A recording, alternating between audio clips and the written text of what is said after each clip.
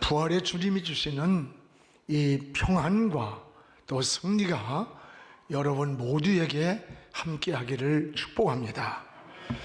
복병처럼 나타난 이 코로나 바이러스로 인해서 몇 년 동안 신앙의 생태계가 파괴가 되었습니다. 그럼에도 불구하고 부활의 아침에 하나님 앞에 나와서 예배자의 삶으로 하나님을 찬양하고 또 부활의 새 아침을 맞이했습니다. 십자가와 부활은 기독교 신앙의 핵심이요 또한 생명이며 본질입니다. 부활의 날은 믿는 자에게 있어서 최대의 은총의 날이요 또한 기쁨이요 승리의 날입니다.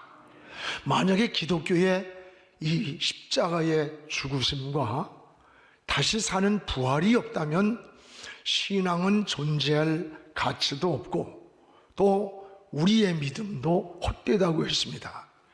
그래서 고린도전서 15장 14절에 우리 같이 읽어봅시다. 그리스도께서 만일 다시 살아나지 못하였으면 우리가 전파하는 것도 헛것이요 너희 믿음도 헛것이라 라고 했습니다.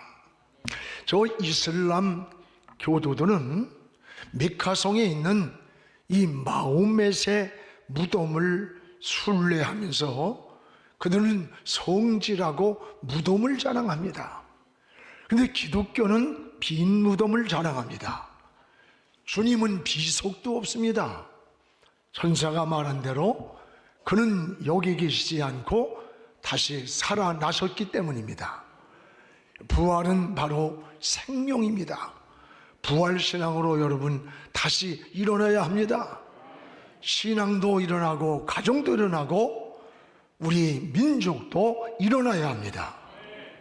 부활절 예배를 드리는 사랑하는 여러분의 생애 위에도 사망과 음부의 권세를 이기신 예수 그리스도의 이 부활의 축복이 여러분 모두와 함께하기를 기원합니다.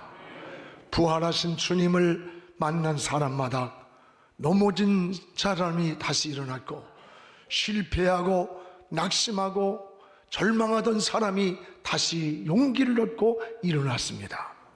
부활의 주님을 만날 때 다시 용기가 생겼습니다. 확신을 얻었습니다. 기쁨을 회복했습니다. 성경에는 이런 부활의 목격자들이 많이 나옵니다. 부활하신 주님은 빈 무덤 앞에서 울고 있던 마리아에게 나타나셔서 왜 여인아 울고 있느냐? 네가 찾고 있는 그 예수는 지금 이 무덤에 있지 않고 살아나셨다고 하면서 눈물을 씻어주시고 위로해 주셨습니다. 베드로는 주님의 힘없이 십자가에 달리는 그 현장에 있었습니다. 기대했던 메시아라고 했는데 너무나 힘없이 십자가에 달리는 것을 보고 실망한 나머지 그는 다시 고기 잡으러 옛날 생활로 저 티베르 바다로 나갔습니다. 그날 밤에 밤새도록 그물을 던졌는데 그 밤에 빈 그물만 끌어올렸습니다. 그 시간에 부활의 주님이 나타나셨습니다. 성경에는 11제자와 수많은 사람들이 예수님의 부활을 목격을 했습니다. 그리고 부활의 주님을 만난 사람들마다 놀라운 이 변화가 일어났습니다. 바로 오늘 본문에 나오는 말씀은 이 도마에 대한 사건입니다. 여러분 잘 알다시피 도마는 부활을 믿지 못하고 의심하던 사람, 여러분 신앙이면서도 불신앙의 모델이 도마입니다. 이런 도마가 부활의 주님을 만나고 그 후에 어떻게 변화되었는지 어떤 사람이 되었는지를 오늘 말씀에 잘 보여주고 있습니다. 무엇보다 이 부활의 주님을 만난 도마는 우리 함께 합시다. 평안을 얻었다. 도마는 평안을 얻었습니다. 부활의 주님을 만나고 26절을 우리 같이 읽겠습니다. 8해를 지나서 제자들이 다시 집 안으로 있을 때에 도마도 함께 있고 문들이 닫혔는데 예수께서 오사 가운데 서서 이르시되 너희에게 평강이 있을지어다. 너희에게 평강이 있을지어다. 부활하신 주님은 두려워 떨고 있는 이 제자들에게 나타나 첫 말씀이 너희에게 평강이 있을지어다. 바로 여기에 도마도 함께 있었습니다. 그토록 믿었던 예수님이 너무 힘없이 십자가를 지시는 거예요. 저항도 없이. 또 예루살렘에는 무서운 환란이 밀어닥치고 핍박이 위협이 다가오고 있는 이 현장에서 제자들은 희망을 잃었습니다. 불안과 두려움에 떨고 있습니다. 이때 부활의 주님이 나타나셔서 하신 말씀이 너희에게 평안이 있을지어다. 평안을 주셨습니다. 여러분, 우리가 불안할 때, 두려울 때, 나 혼자라고 떨고 있는 그 위기에서 평안보다 더 기쁨과 더 은혜와 더 좋은 소식이 어디 있겠어요? 사람은 이 두 가지 평안이 있어야 합니다. 하나는 영적인 평안입니다. 이 부활의 주님이 주시는 이 평안은 모든 사람들의 마음의 두려움을 없애는 참 평안이요, 영혼에 임하는 내적인 평안이에요. 이 평안은 환경에서 일시적으로 왔다가 사라지는 그런 평안이 아니라 하늘 위에서 부활의 주님이 주시는 평안을 말합니다. 이 놀라운 평안은 부활하신 주님만이 주시는 최대의 선물이었습니다. 또 하나의 평안은 우리 마음의 평안입니다. 여러분, 세상 살면서 좋은 환경에 또 많은 소유를 가지고도 평안이 없는 사람, 평안이 없는 가정 참 많습니다. 특히 마음에 평안이 없는 사람들의 이 얼굴을 보세요. 저는 이 목사로 이렇게 늘 사역을 하다 보니까 사람들을 만나면 그 사람의 얼굴을 제일 먼저 쳐봐요. 또 얼굴을 본다고 뭐 눈을 쌍꺼풀 했느냐, 뭐 코를 수술했느냐, 성형했느냐, 이런 얼굴이 아니라 그 사람 얼굴에서 비춰오는 내면 속에 평안이 있는지, 진짜 행복한 사람인지, 불행한 사람인지, 불안한 사람인지, 삶에 실패한 사람인지, 그 사람의 얼굴을 보면 금방 이렇게 알게 돼요. 그렇다고 제가 무슨 관상을 보는 건 아닙니다. 오래 목회를 하다 보니까 얼굴을 보면 그 마음이 보이는 거예요. 오늘 여러분, 얼굴에서 사람을 보게 돼요. 그래서 링컨이 한 유명한 말이 있잖아요. 링컨은 사람이 나이 40세가 되면 이제 자기 얼굴에 책임을 져야 된다는 거예요. 이 말은 40세 이전의 얼굴은 DNA가 부모로부터 받은 얼굴을 가지고 사는 거예요. 근데 40세가 넘어가면 인생을 어떻게 살았는지, 험하게 살았는지, 거칠게 살았는지, 행복하게 살았는지 그 얼굴에서 다 드러난다는 거예요. 40세가 넘으면. 링컨이 대통령이 되었을 때에 그의 친한 친구가 자기가 좀 믿을 만한 사람이라고 사람을 추천을 했습니다. 근데 링컨이 거절을 했어요.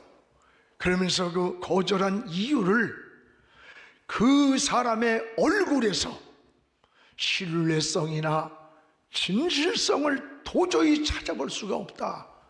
그래서 그 사람을 내가 채용할 수가 없다고 했다고 합니다. 그렇습니다. 여러분, TV 같은데 가끔 막 흉악범들을 보게 돼요. 그 얼굴을 보면요, 어딘가 눈이나 표정이나 굉장히 잔인한 데가 거기 보입니다. 여러분, 세상에 욕망, 탐욕 이렇게 산 사람들의 얼굴을 보면 깨끗한 얼굴이 아니에요. 뭔가 아무리 화장을 하고 성형을 하고 분장을 해서 외형적인 것은 인형같이 뭐 마네킹처럼 보인다 할지라도 그 깨끗한 얼굴이 보이질 않아.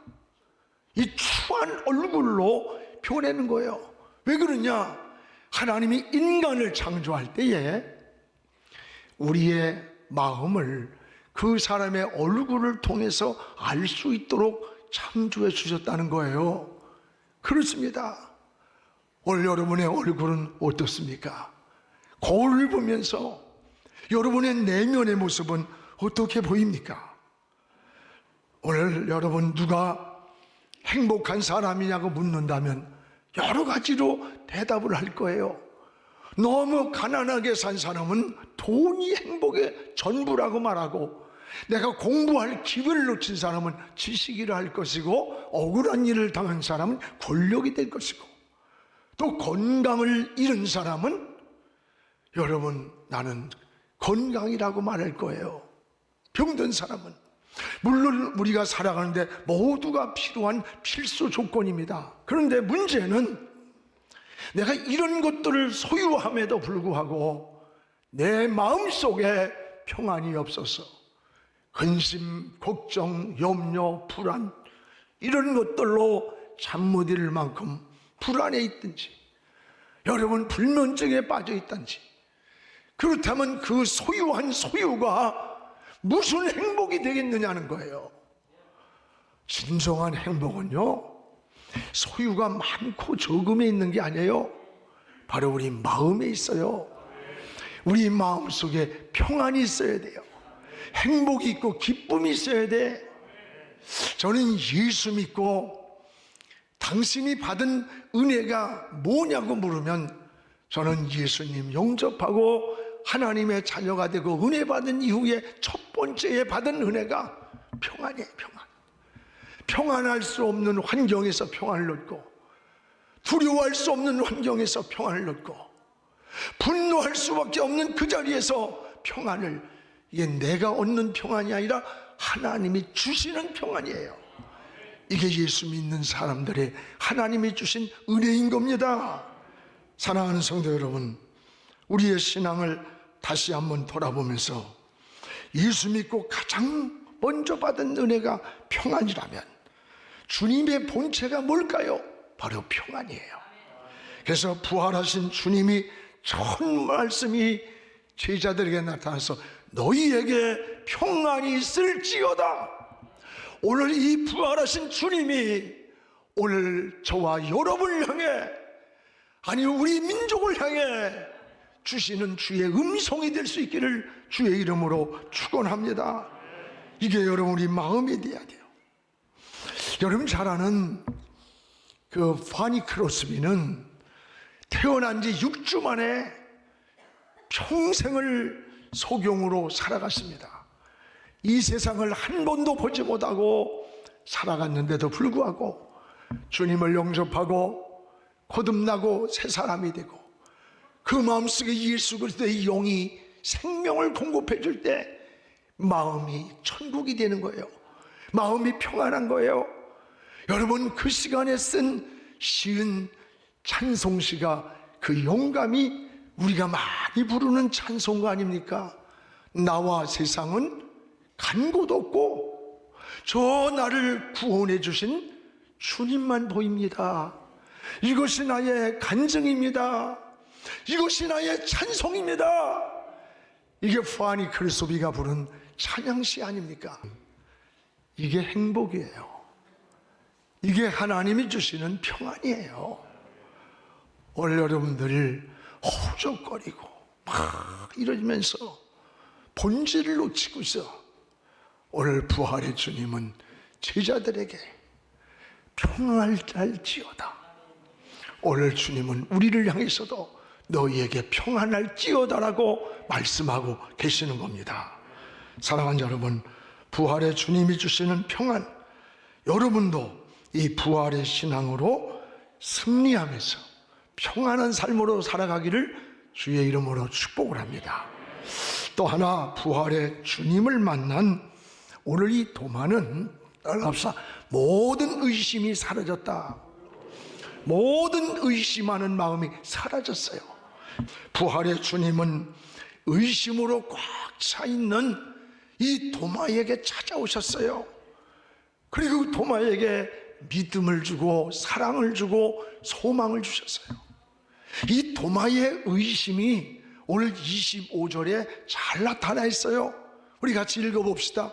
다른 제자들이 그에게 이르되 우리가 주를 보았노라 하니 도마가 이르되 내가 그의 손에 못자국을 보며 내 손가락으로 그 못자국을 놓으며 내 손을 그 옆구리에 넣어보지 않고는 도저히 믿지 아니하겠노라. 여러분, 이게 뭐예요?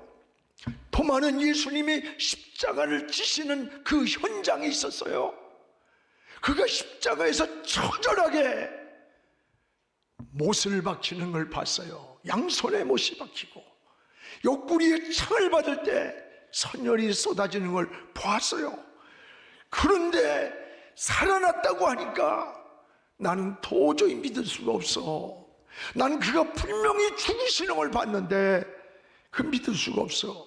그때에 바로 예수님이 도마 앞에 나타난 거예요. 부활한 주님이 나타나서 도마야, 내 옆구리에 네 손을 넣어봐.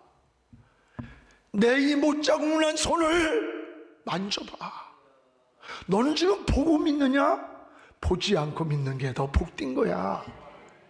그때 도마의 마음속에 있던 모든 의심을 다 풀어주신 겁니다.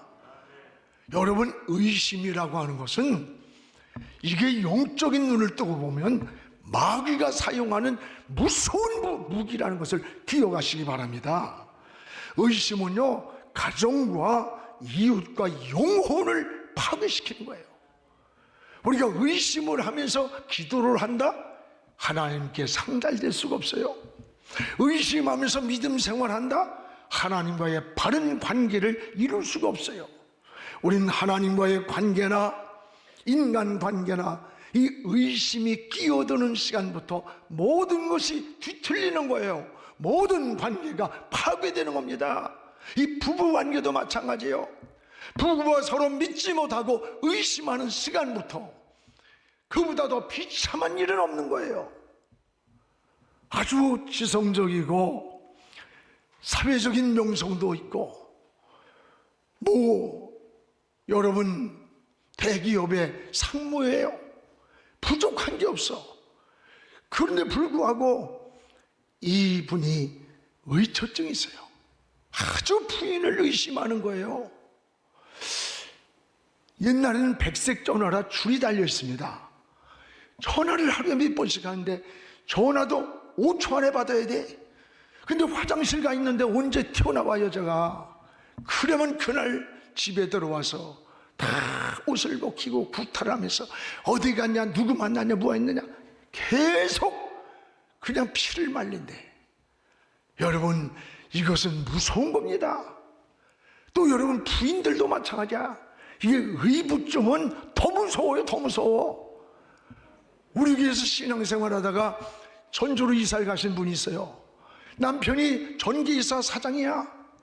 그 회사의 직원이 전화만 받아도 막 쌍욕을 해대고 이성을 잃는 거예요. 이성을. 그리고는 와서 그냥 난리를 쳐가지고 결국은 회사도 다 무너져 버렸어요. 여러분, 서로의 신뢰와 믿음이 깨졌을 때 그것은 행복한 부부관계 다 무너져. 가정 다 파괴되는 거예요. 여러분, 이 의부증이나 의처증은요, 약이 없답니다. 이건요, 어떤 약으로 고칠 수가 없어요. 딱 한 가지 처방이 있어. 그건 저한테 오면 돼. 뭘까? 믿음이야. 믿음.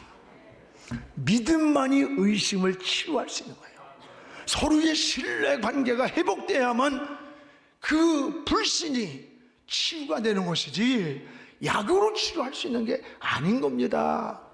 여러분, 가정도 한번 돌아보세요. 서로의 불신 때문에 무섭게 지금 깨지고 있고 갈등하고 있고, 여러분이 한 이불 속에 있지만 생각과 마음은 다 떨어져 있는, 이미 몸만 같이 있지 이미 벌써 멀리 가 있는 이런 데가 얼마나 많아요.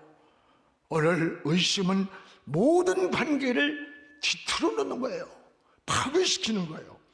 의심으로 꽉 차 있는 이 도마의 마음속에 부활하신 주님이 찾아오셔서 그 의심을 풀어주는 것처럼, 오늘 이것이 2000년 전 역사의 사건이 아니라 오늘 우리에게 있어서 부활의 주님이 찾아오셔서 우리 마음속에 하나님을 향한 믿음의 견고함을 주옵소서, 가정의 신뢰와 회복을 주옵소서.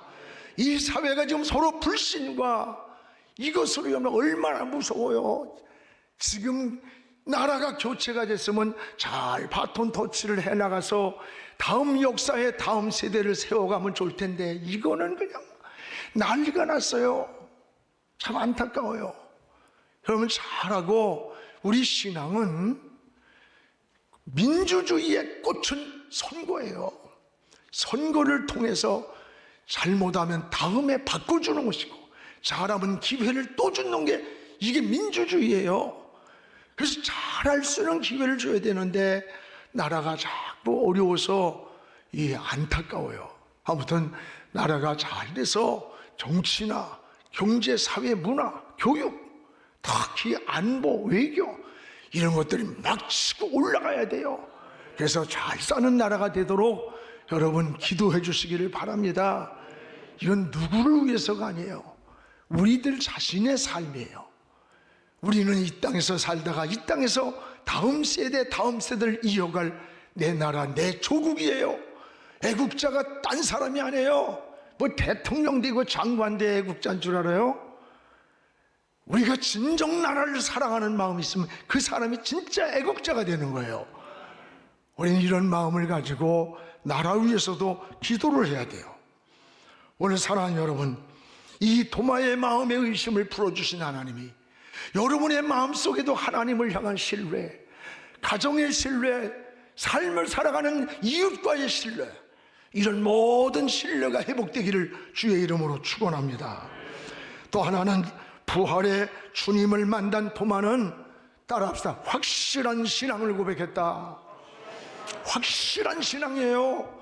28절입니다. 같이 읽겠습니다. 도마가 대답하여 이르되 나의 주님이시요 나의 하나님이시나이다. 도마는 이 십자가에서 주님이 죽으시는 것을 현장에 내가 한번 설교했듯이 지금 목격했어요. 그런데 주님이 살아났다, 이게 믿어지지가 않는 거예요. 도저히 믿을 수가 없어. 어찌 죽은 자가 살아나겠느냐, 믿을 수가 없다는 거예요. 여러분, 이 도마는 신앙을 가지고 있지만 불신앙이에요. 여러분, 많은 그리스도인들이 도마와 같은 신앙으로 머물러 있다는 것을 기억하시기 바랍니다. 어떤 문제가 딱 다가오면 다른 것은 몰라도 그거는 안 돼. 제가 왜 남편께서 좀 전도 좀 하시고 그러죠. 목사님, 다른 것은 다 돼도요, 우리 남편은 절대로 안 믿어요. 절대로 안 믿는다는 확신이 있어. 그냥 물론 신앙이면서도 우리 안에 불신앙이에요. 여러분, 신앙생활에 중요한 게 뭔지 알아? 확신입니다. 확신.